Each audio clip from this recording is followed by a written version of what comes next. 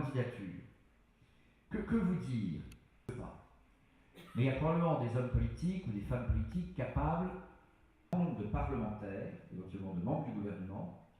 C'est tragique à gauche, mais c'est hélas... Les militants de l'UMP sont inquiets, oui, mais ils ne sont pas désespérés.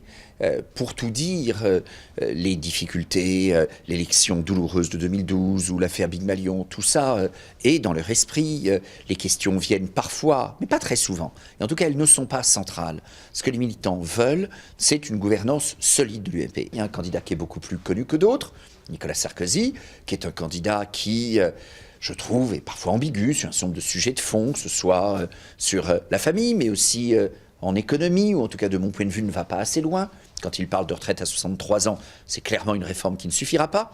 Ça, c'est Nicolas Sarkozy. C'est le plus connu, c'est pas nécessairement le plus audacieux dans le projet. Moi, je dis les choses de manière très claire, il faudra aller au bout, assurer une complète transparence, et en même temps, ça n'est pas le seul sujet de l'avenir de l'UMP.